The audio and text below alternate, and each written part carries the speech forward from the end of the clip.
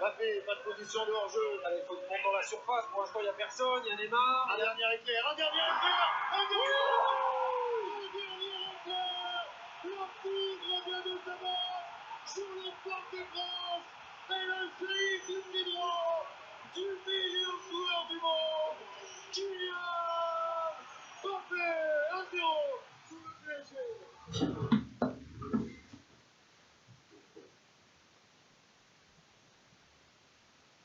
Il n'y a pas de mots.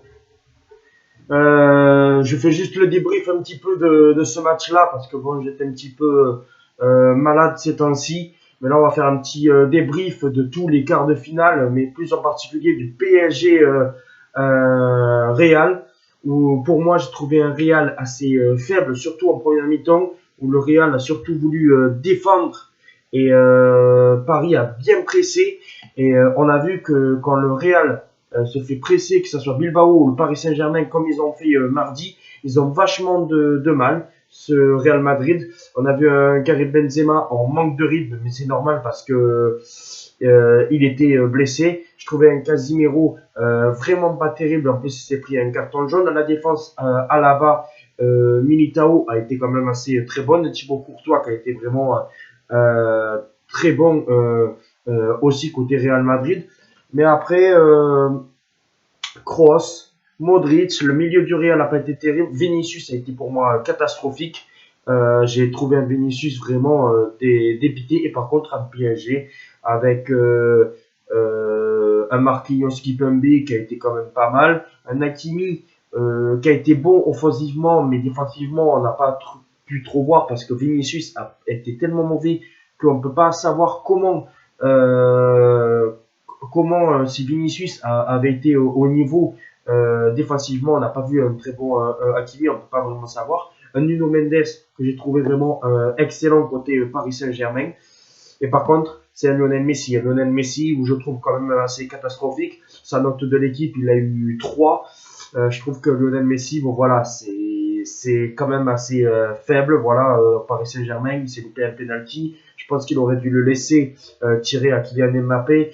Pour moi, Messi, c'est quand même assez inquiétant parce que on le voit, il est venu au Paris Saint-Germain, c'est pour dans des moments comme ça où il doit faire la différence et finalement il n'a pas fait cette différence là. Le penalty pour moi est très mal tiré, même si Thibaut Courtois l'arrête.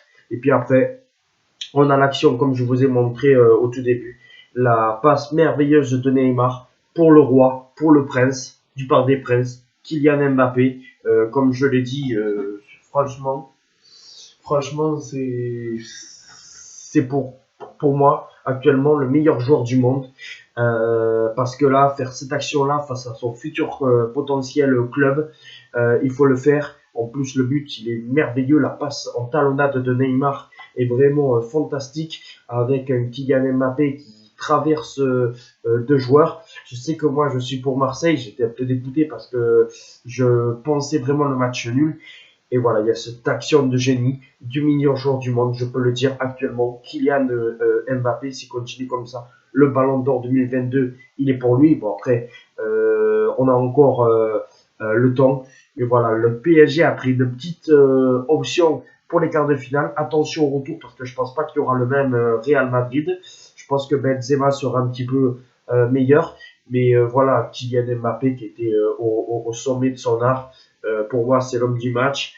Avec un Marco Verratti qui a été vraiment très bon. C'est les deux top du match avec l'entrée de Neymar et le flop côté Paris Saint-Germain, c'est quand même Lionel Messi. Après, au Real Madrid, on peut dire que les tops, c'est Courtois, Alaba, Militao. Et bien sûr, après, Asensio, Vinicius et le milieu de terrain qui ont été les flops.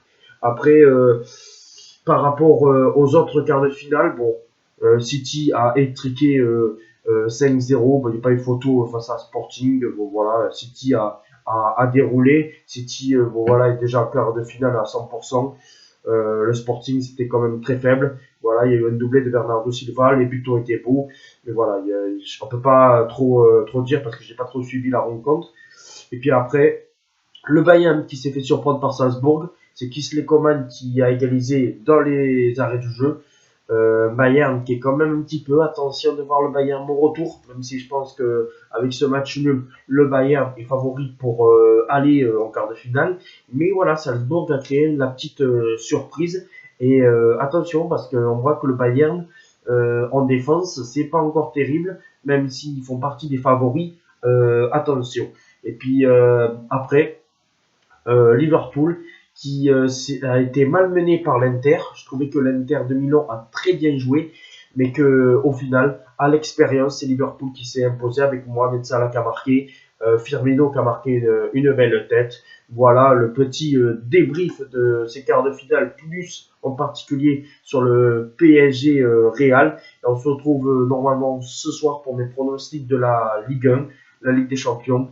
Et normalement, si tout va bien, la semaine prochaine, vous aurez mes réactions de match pour le match Chelsea-Lille. Ciao les amis. Et ce Kylian Mbappé, il est phénoménal.